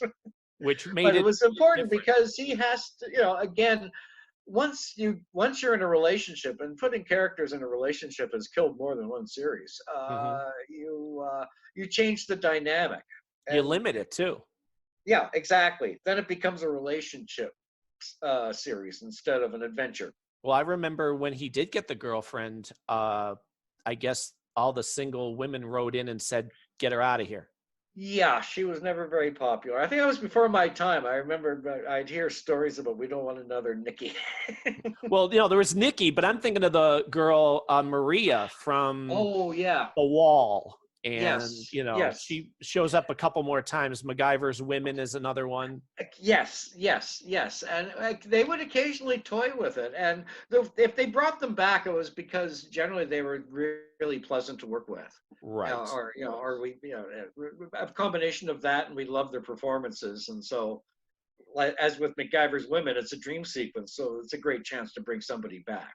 And the conversation before he falls asleep is very character developing too, because he shows up with her and now he's got the other two girls happen to be staying there, which are all platonic. Yeah, I think that was Rick Drew, as I recall that one. Yeah. Yeah, I think that was Rick's episode. He was very good at that sort of thing. I was talking to Holly Fields, who played Jennifer in her first episode, and she was supposed to come back for that episode to play the character, and I guess Rick was the one who said, "Come on, we're gonna get you. Come back. I want them to write an episode to have you come back." Could and she's very like, well have been, yeah. And yeah, definitely, I'll be there. And something in her contract didn't allow her to go back because she was filming something else. And so to this day, availability is always a thing. Yeah. Well, she said that. She said to this day that's haunted her because she wanted to come back to be that character again. Well, Rick loves Westerns, so he loved being a cowboy. We were going to make the third Wyatt Earp movie, actually. Really? It was called Tombstone Law. He was Wyatt Earp, and we had Steve Buscemi lined up as Doc Holliday, and it was a great script. And so Rick was going to be Wyatt Earp. Oh yeah. Man, I wonder why that didn't happen. That's a shame. It was all set. What happened was there was a change of leadership at ABC. Oh, there you go. And who was Rick going to play? He was going to play Wyatt Earp. Yeah, See, he was Wyatt Earp, and they're talking to Steve Buscemi for Doc Holliday. I thought it would have been a great combination. Oh, that'd be fun. That's a lot of fun. So another villain that you got to was like one of the other major returning villains was in Lesson of Evil. Yes. That was a great, because you weren't there for that first episode. The first Dr. episode. Zito? Well, that was a character created by Steve Downing. Yeah, Dr. Zito. And Silence, and of course because of Silence of the Lamb, which was big at the time. Sure. And he wanted to bring the character back, and I said, yeah, let me take a crack at it. So I came up with this story. We also wanted to bring back the woman who played the Lieutenant Murphy. Lieutenant Murphy. She was a regular. I would say what you would call a season regular. She was on a few episodes that season. I remember her as Reba from Guiding Light. Yes, that's right. So in the original, she was killed off in the original script. Really? She was killed off. Yeah, we killed her off, but then decided no. She survived the bomb blast in the end. Oh, that's true, because, she's on the steps and the explosion puts her in the hospital. Yeah, no, originally she died, which I thought was kind of cool, actually. Oh, yeah. Well, it gives another layer of meat to it. Yeah, it adds some emotional gravity to what happens. Yeah. You know, Wow. and if you're going to make a thing about a serial killer, kill somebody. Yeah. You know what it's one line, but I love the fact that he gets to the door and he goes to pick the lock, which is what he does. Yeah. And Zito yells from the other room, "Do you think I would give you a lock that you could pick?" And that's smart, because I'm sure given enough time, obviously MacGyver would get through the door. But because of the time constraint, he doesn't have time to figure it out. He's got to go get the key from Zito. Yeah. So that was smart. Yeah. And it didn't feel like it was, bull crap. He could pick that lock. It was about the time. And it was also, again, part of the part and parcel of it was the actor. Fantastic actor. And He just passed away recently too. Yes, and he'd been around forever. And so many things, The Elephant Man and so on. He was just he was fantastic. As a writer, you can hand somebody words and they'll make it sound like something. It's I'm always in awe of that. Yeah. I'm glad that character got brought back, and it's such a dark episode too. Yeah, and again, it's part and parcel of the series. Each episode could be its own little self-contained movie, with its own style, its own visual style. And you're right, they don't do that anymore. Yeah, the ending of that, I remember they were trying to come up with. They said how they didn't think it was exciting enough, and I made them sit through rewind all the way to the end of a movie called Black Dahlia, where they I think it's the Blue Dahlia or whatever, where there's nuns fighting at the top of this church tower with this bell over this cliff in India. And I thought, this is a great sequence. Just do this action. And that sold them. And we ended up doing this wonderful sequence with the church bell and all that. And the idea that he didn't fall for the trap door. Yes. That was smart. Yes. Yeah, well, and again, it was all based on the idea of the serial killer dropping clues with the whole Greek mythology. I don't know why the mythology kept coming into it. It was just you know what? Let me ask you. It was a bit of an educational thing, and again, we were doing research for other things, and it was sort of like, this is cool, Well, that was the same hospital used for Blood Brothers, correct? Yes. I could tell because of the stairwell. It's an old hospital. It's used an awful lot. Yeah. Well, that stairwell has that metal lattice work that I'm always able to. That's right. spot. That's right. And then they built the top with the bell. Yeah. And everything. Which was, and again, that's the set design crew would just go overboard. Thank God. That bell was a lot bigger than it had to be. I'm making sure we hit all the episodes that you mentioned, because they're all Brainwashed. Oh yeah. Brainwashed is another great Jack episode that gave a lot of gravitas to him. That was a fun episode. That was, of course, I'm sure any film buff is going to recognize the Manchurian Candidate. Sure. And what I loved about the Manchurian Candidate was the way, again, without special effects, just camera moves and changing the person in front of the camera, they were able to come up with this sense of unreal reality. You never knew what was real or what was a dream. Especially that opening when it goes around and you've got the ladies' garden club turns into the North Korean officers, and then you've got the North Koreans dressed up as the ladies' garden club, and everything would mix together. So it was sort of started with that, and a lot of that was you'll notice there's an awful lot of shaggy dogs and red herrings in that story, where like when Jack shoots MacGyver. And that's a shocking bit, but it's a dream. It's usually the sort of thing that I always hate. I always hate when you go through a whole emotionally invested story, and in the end it was all a dream. Sure, I agree. I agree. My there least favorite story. So I was sort of taking my least favorite thing and turning it into a dramatic element. The thing with the amusement park again. There's an amusement park here in Vancouver, so I thought, we can shoot there. That'll be easy. That was great. Yeah, and it was. They shot the exteriors there, but then with the whole funhouse scene, the real funhouse doesn't work, so they ended up having to build one. It was one of the most impressive sets they'd ever built. With the trap door, and he slides down the thing. The dragon's tongue and everything. It was like again, I was in awe of what they were able to build. Yeah. Well, and then of course we did the thing with the mirrors.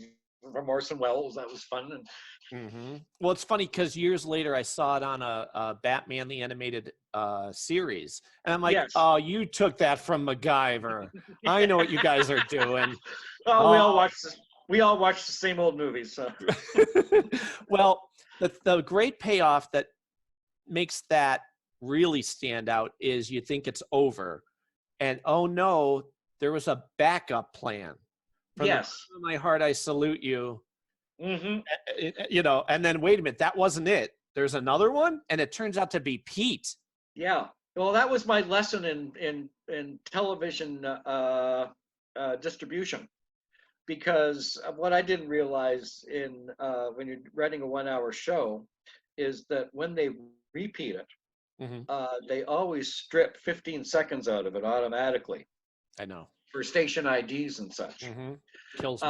Well, the 15 seconds they stripped out was an early scene where Pete describes his wonderful weekend fishing. Just me and so the when salmon, MacGyver, like a dream come true. And so if you're watching it, that scene comes out of nowhere because that's the part of the introduction is what they clipped. Oh. So MacGyver's thinking, and it's the big turnaround in the whole series, right? In the whole episode, where he goes, "Oh my God, I remember what Pete said to me." Well, no, you don't, because they cut it out. Well, I think they fixed it since, because usually they'll start off with the copter coming in, and they're taking their time, and it's landing, and then they do the news footage of the guy coming out. Well, that part gets chopped, and they cut right to MacGyver walking up to Pete and saying, "Wow, you're here. Thank God." Because and when MacGyver, at the time, it was distributed at the same time in Canada, and Canada would automatically take 20 seconds off of every US episode to put in Canadian IDs and stuff, like station logos. And so that I was watching it on Canadian TV in Vancouver at the time, and there's my great twist that didn't work because they cut out the scene to set it up. And one of the best series finales is The Stringer. Thank you. You're welcome. Because, well, let me not jump ahead. Tell me, what was your thought in writing that? Well, we thought we were going to get another series. We thought it was going to be Young MacGyver.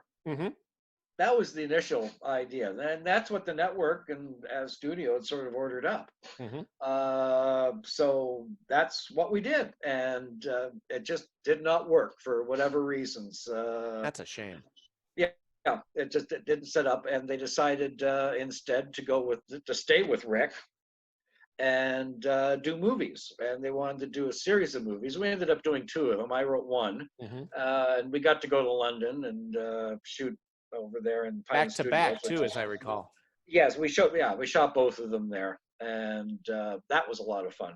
And I'd already been over there. I'd worked on done briefly on a series in Paris, a few months before that. So I was a little familiar with European working. Well, Shooting and so so you knew it was the last episode, Yeah, and I'll tell you from my point of view.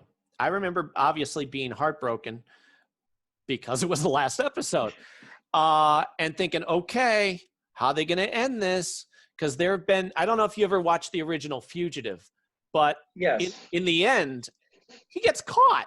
The end.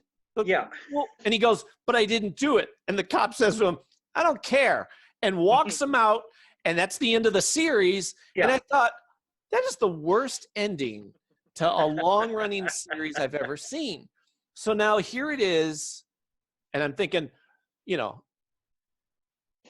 they're gonna hopefully do movies. Hopefully, I pray to God they're gonna do movies.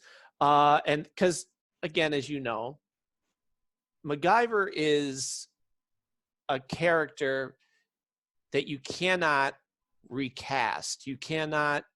no, It has to be Rick. And if you're gonna, and this is the mistake that this reboot did, if they were gonna do a new series, you have to tie it to the original.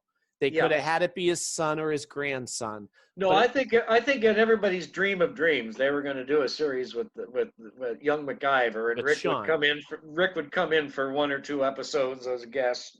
which it's funny too, because he says now, he goes, yeah, MacGyver's me, and I'll do it as long as I get to be me, as long as I get to be MacGyver. I'm not Yeah. gonna, he had listened to everybody talking about this new one, and he watched it, and he went, no, that's not MacGyver. That's not who we are. They want me to come in and play a part, but I'm not going to be the ice cream guy on the corner. If I'm not MacGyver. Yeah, they want a cameo. Yeah. Yeah, which is cheap and, insulting to the audience. And Rick wisely said, I'm MacGyver.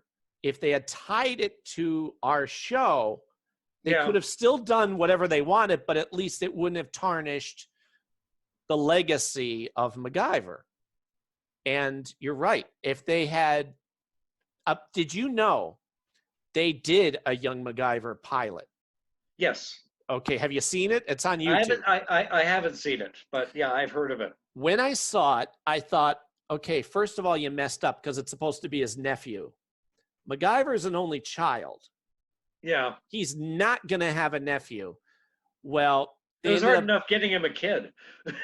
Right, exactly. So they messed up right from the beginning by saying it was his nephew. And however, despite that, in hindsight, that one TV pilot that never made it to air has been so much better than what did make it to air with this reboot, because at least it was connected, and they could have maybe fixed that later. You know what I mean? Yeah. Well, with this, the Stringer, it's wonderful because we know that the adventure continues, and MacGyver got his happy ending with having a son. Yes. Yeah. And it leaves the door open. Don't Google the happy ending for the son. By the way. Yeah, don't type in those words. No, that's no. That's, I believe, called /fic. We don't want that. But it's great because Sam, or Sean A. Malloy, Yeah. now Sean A. Malloy MacGyver, which would Yeah. work. You could tell it's his son, but he's not up to the same level as MacGyver, which I thought was so smart. Well, that was the idea, and at the end you can see they're sort of dressed alike. He's got his version of a leather jacket on, and the biker jacket. Rick was on his prized. That was his motorbike, his Indian. that she loved, rightly so. And the kid was on the newfangled motorbike. So we thought there was a good dichotomy there, and the two of them riding off into the horizon was a wonderful way, I thought, of at least ending the episode. And yeah, I mean, that was one of my favorite bits of dialogue, is where to, somewhere else. That's brilliant. I love it. And I love that you brought Ming Chen, or whatever her name was, back from Children of Light episode. Yeah. Again, because she was lovely to work with. So yeah. And it also, ties into the past. Well, also we'd established the character in the nurse in China in an earlier episode. So like I said, it was hard figuring out who was going to be, the source of MacGyver having a kid, because there's been a lot of women in the series. Right. Yeah, but in the end, you end up having to seed it. Well, that was the thing, because you're like, and I love that you did this. You did the scene with them on the couch looking through the photographs. And, if he had known he had a son, clearly he would have been in the kid's life. So you had to explain, how did you not know? Yeah. And why did you not stay with the mother? That scene on the couch explains all of that, because not only does it say, Mom said we'd meet each other when we matured a little bit, it shows him sad and like. Well, I think it's sort of like, when you think about it, MacGyver is in a lot of ways, in a lighthearted way, is like Peter Pan. He was the character that never aged and could run off and do anything, and come out unscraped and show up at the next episode. So giving him a past and giving him something that makes him a little more human was always attractive. And the regret. It's the idea that he has been gallivanting around the world, right, which is not the most mature thing to do. Well, Rick has said that too. He up until he had a child, he was like, I was always very, like that. I could just go do what I want when I want, and I needed to grow up, and having my daughter made that happen. So. Having a kid will grow you up real fast. Well, if you're a good parent, absolutely. To see him have that conversation and have Sam comfort him and say, it's okay, you didn't know. That was a big deal. That gave him the excuse for not knowing. Like, if only he had known, his life would have been different. And Sam says, you didn't know, it's okay. Yeah. Yeah. No, again, we tried. What probably made it such a strong episode was that we treated it as a pilot for a new series in a lot of ways. You're right. Because so it was trying to set up the emotion already, so that you'd be invested, when they brought it back. And it's good to know that he's not the last one. Yeah. There's now a new generation of MacGyver too that can learn from actual MacGyver. Yeah, it's a shame that they just didn't make that character him, because he could have been the right age now. Right? I agree. Absolutely. I mean, they should have. And then you did the Lost Treasure of Atlantis. Yes, that was the movie. So what was your spark for that? God, hard to say. I wanted to, the spark was, they gave me a phone call and they said, we loved Eye of Osiris. And we love the Indiana Jones stuff. So we have one that's going to be kind of MacGyver does a spy thriller that they originally planned to shoot in France. And then they were going to go shoot the other in England and Greece. That was the itinerary. We ended up shooting everything in England. And the spy thriller was rewritten for England. And they ended up building the volcanoes of Greece somewhere outside of the studio. I think it was in Dover or whatever. But, wow. It was, and they were shooting the spy thriller first. So I was over there. I'd managed to. They signed me on as a co-producer at the time. So, which basically means that I get to go over there and rewrite it and see London, which was cool for me. So we went over there, and it was. What was fun about it was Indiana Jones. We were using the same crew. We would sign on art directors just to get on their resumes because they'd been on Raiders of the Lost Ark. That's neat.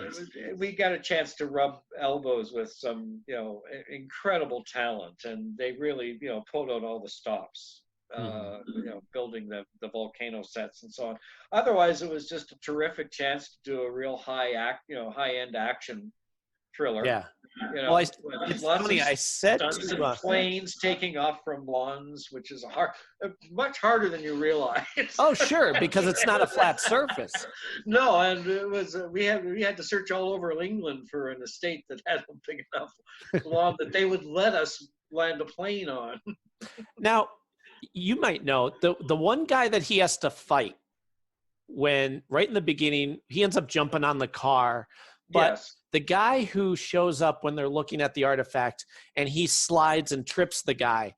Yeah. Is that the same actor that was in The Last Crusade? Absolutely. I knew it.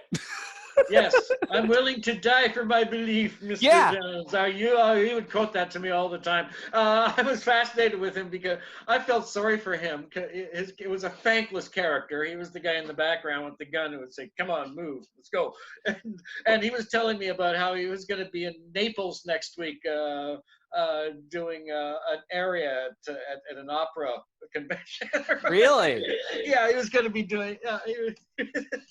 Wow. Because when I saw him, I'm like, that's he's going to be doing Mozart. So he'd be like, okay, out of the room. And they'd cut and say, so Mozart, huh? Well, luckily he was in at least two things I can spot him in. The thing was that what I loved about working in England more than any other country that I've known is the work ethic of the actors. They never stop. Every single one of the English actors in our cast were doing other things. They would wrap 6 hours, 8 hours on set and have to rush off to the West End because they're doing a play 6 nights a week there. Yeah. And then after midnight they're rushing off because at 3 a.m. they've got a commercial they're shooting before they get into makeup. They just never ever stop. Well, David Tennant is one of those. You know who David Tennant is, right? Yes, of course. Yes. I don't know how he has a family. I don't know when he's had the time to make the children he has because he's in everything all the time. Yeah, constantly. I mean, on the greedy side, I'm thrilled because he reminds me a lot of Rick in the way that he's fun to even if his facial expressions. Yeah. There's that charm there that you're like, I'll watch you forever. Go ahead. Yeah. Well, the other guy that could do that, even when he was chewing up the scenery, which he would do, was Brian Blessed, who was just so much fun. He would suck the oxygen out of the room completely. He would be the only person in the room, and you didn't mind for an instant. And he and Rick just had a wonderful time together, the two of them.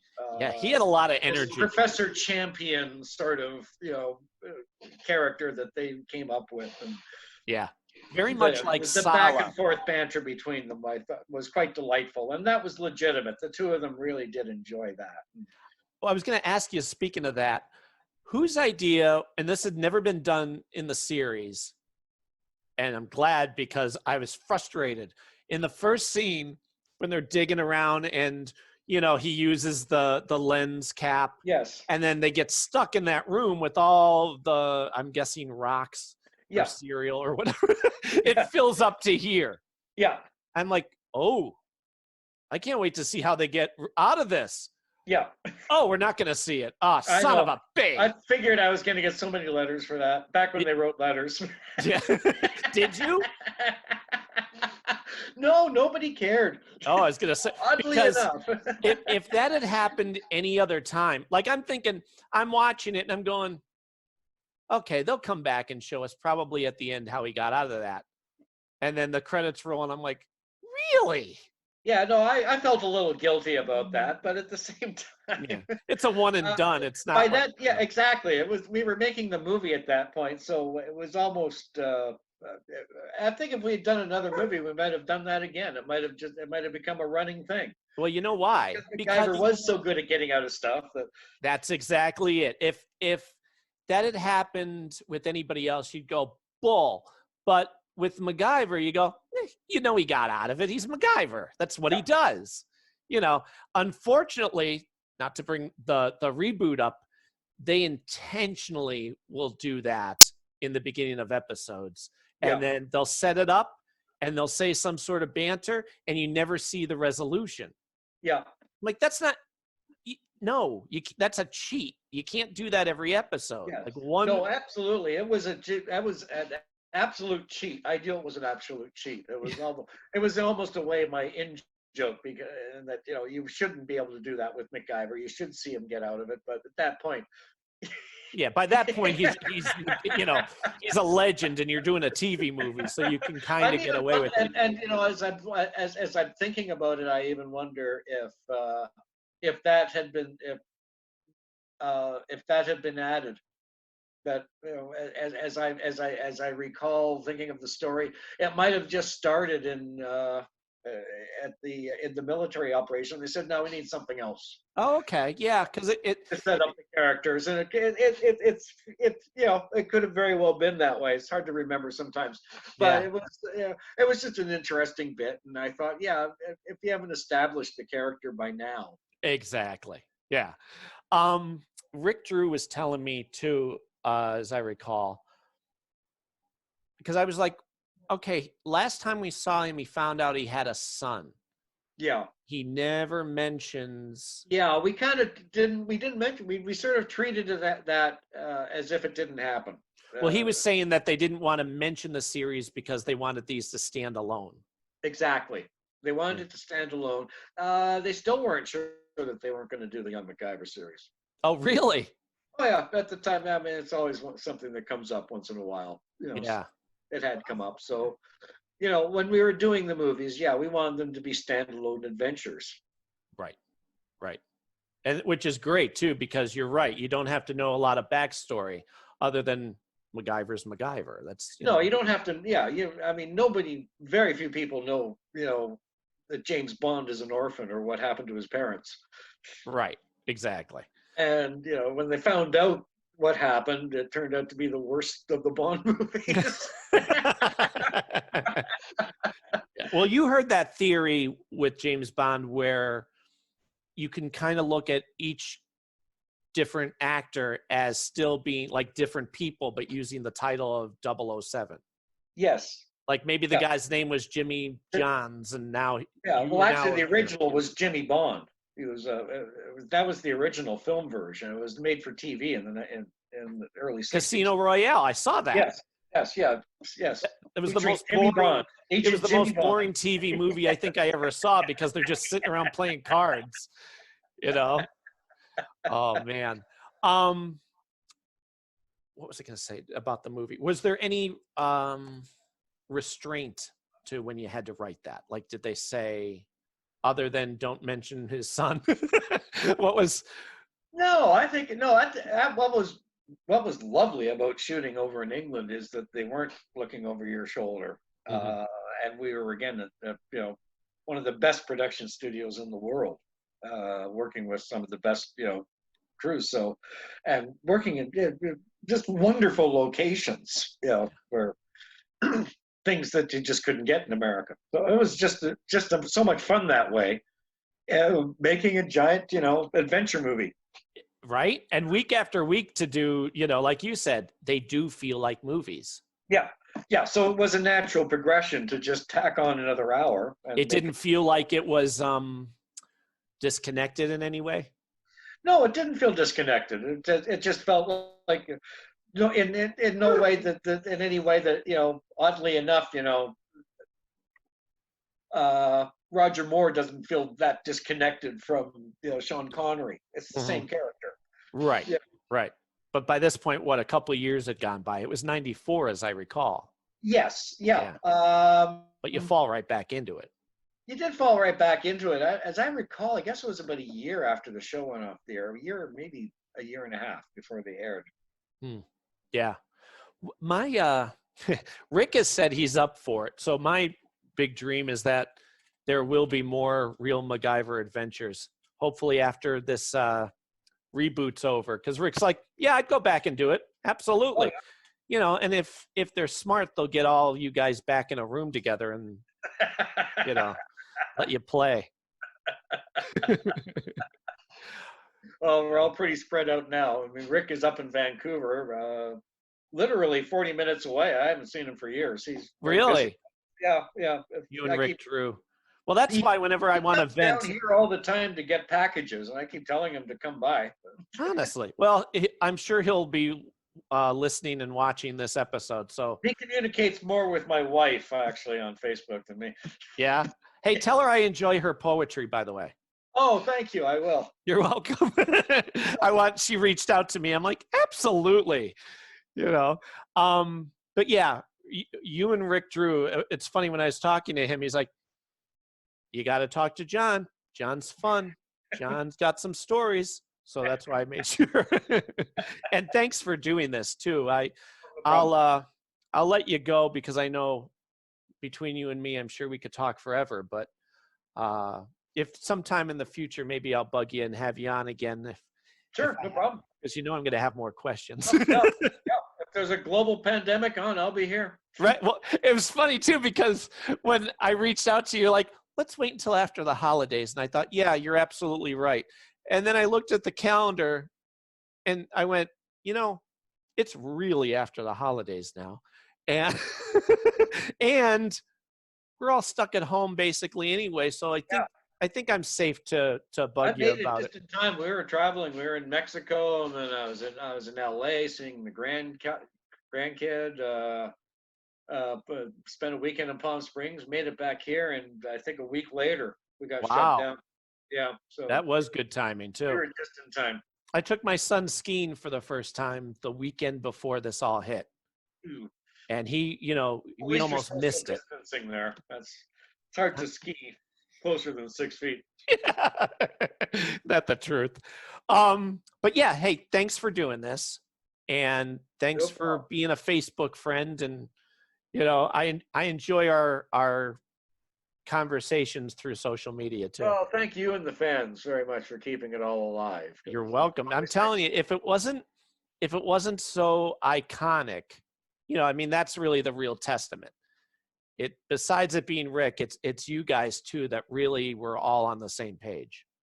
I appreciate that, and it was a lot of work, and you know, it's hard to do a series. It's hard to remember a series once you've done it because you end up having to eject it from your brain to do other things. Sure, absolutely. Series. It's about 3 series and 4 movies back. So yeah, really. What were the shows that came after? Oh God, we went to Toronto. We did a season of a TV version of RoboCop, the series. Sure. Which I wanted it to be better. It was okay. I think they tried to make it too kid friendly. We kept trying to make it dark. They wanted to make it lighter, and I remember it. Yeah, it had some interesting moments. We tried for satire at least, and I enjoyed that. Great, again, production value, and that was with Steve Downing. And then after that, did a season of a series called FX, again based on the movies. Sure, I remember that too. Yeah. And after that, I came back to LA, and after that, it's been independent film.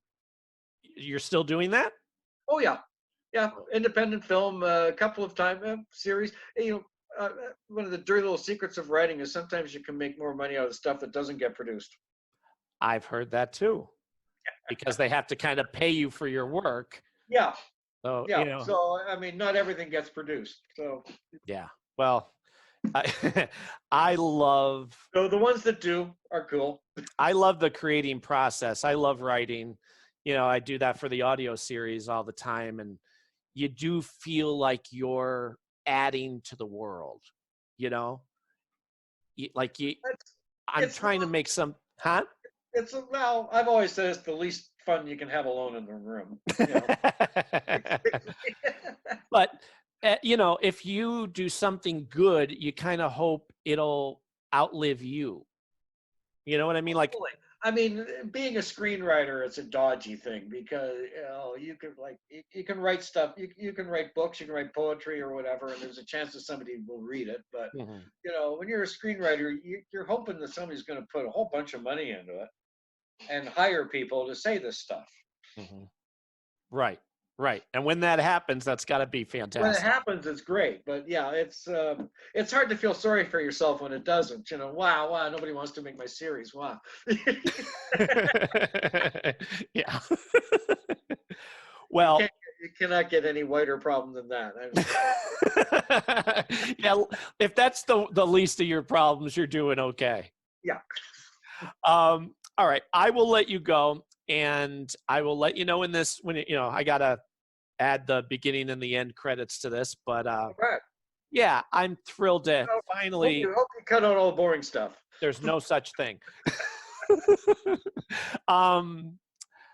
Thanks for this, and thanks for obviously all that you've done, and thanks for being a Facebook friend. It's nice to finally meet you in person. Yeah, nice to meet you. Thank you very much. I will talk to you later. All right. Thank you. All right. Bye-bye. Bye. The MacGyver podcast is part of the Forever Adventure Network. Some original artwork by Joseph Arnold. Donations can be made at Patreon to Mac Jackson. Look for our group pages on Facebook and follow us on Twitter at MacGyver Podcast. Please subscribe, rate, and review. And remember, stay creative, everyone.